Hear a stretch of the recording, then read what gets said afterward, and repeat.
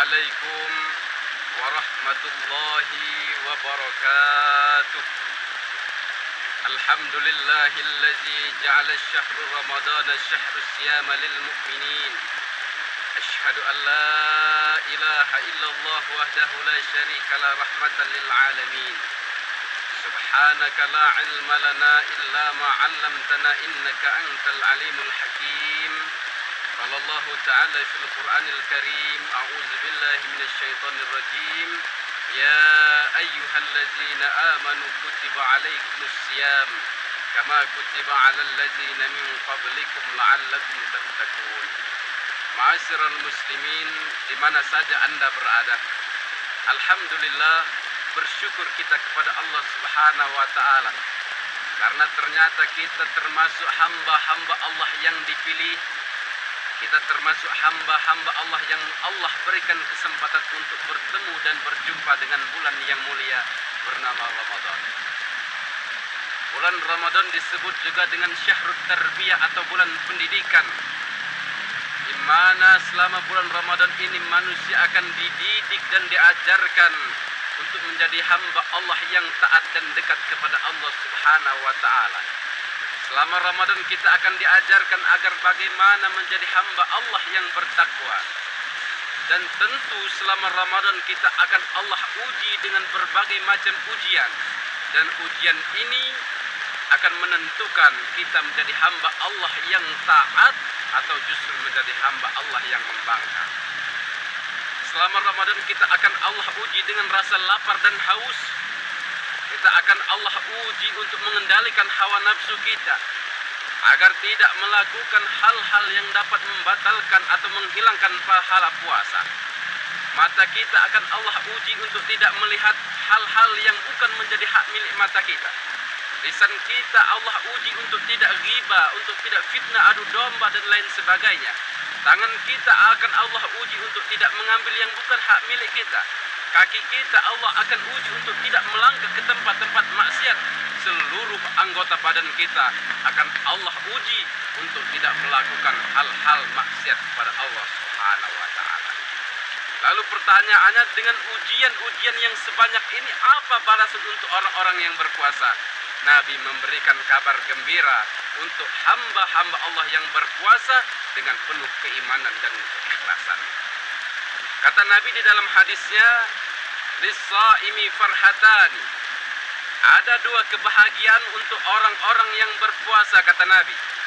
Yang pertama, farhatan indal iftar, yaitu kebahagiaan seorang orang yang berpuasa itu terletak ketika hendak berbuka puasa.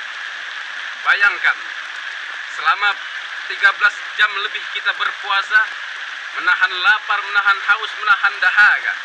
Tatkala terdengar suara azan maghrib, Allahu Akbar, Allahu Akbar, bayangkan seluruh umat Islam pada saat itu bergembira karena datangnya saat berbuka.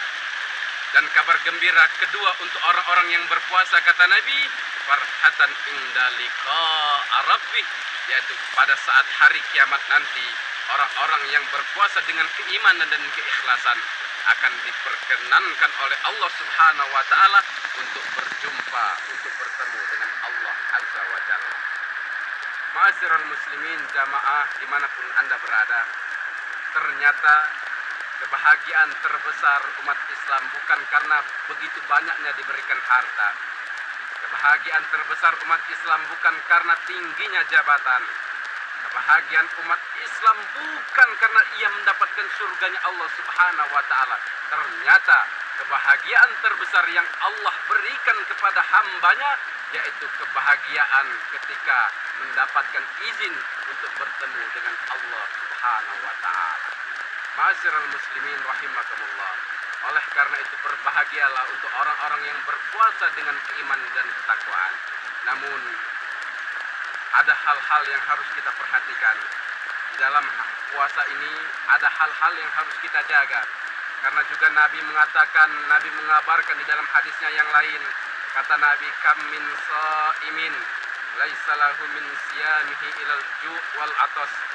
Betapa banyak umat-umatnya Nabi, betapa banyak hamba-hambanya Allah yang siang harinya ia berpuasa, tidak makan dan tidak minum, menahan lapar, menahan haus, namun tidak ada pahala dari puasanya itu. Namun Allah Subhanahu wa Ta'ala menilai pahala puasanya itu dengan nilai 0. Siapa orang-orang itu? Orang-orang yang siang harinya ia berpuasa, tidak makan dan tidak minum, tapi lisannya tidak pernah dipuasakan daripada riba, fitnah, adu domba, dan lain sebagainya. Anggota badannya tidak dipuasakan dari hal-hal yang dapat membatalkan atau menghilangkan pahala puasa. Ma'asyiral muslimin rahimakumullah. Oleh karena itu, saya mengajak dan mengingatkan kepada kita semua, termasuk saya pribadi, jaga lisan, jaga mata, jaga anggota badan kita, jaga semua yang ada di dalam diri kita agar tidak melakukan hal-hal yang dapat membatalkan atau menghilangkan pahala puasa. Mudah-mudahan Ramadan kita diterima oleh Allah Subhanahu wa Ta'ala, dan setelah Ramadan kita kembali menjadi hamba-hamba Allah yang muttaqun, menjadi hamba-hamba Allah yang bertakwa kepada Allah Subhanahu wa Ta'ala, dan pada akhirnya kita kelak di yaumil kiamah akan diperkenankan oleh Allah untuk dapat bertemu Allah Subhanahu wa Ta'ala. Amin ya rabbal alamin. Ma'asyiral muslimin, demikian disampaikan. Terima kasih sekali atas segala perhatian. Mohon maaf atas segala kekurangan. Wallahul muwaffiq ila aqwamit thoriq. Assalamualaikum warahmatullahi wabarakatuh.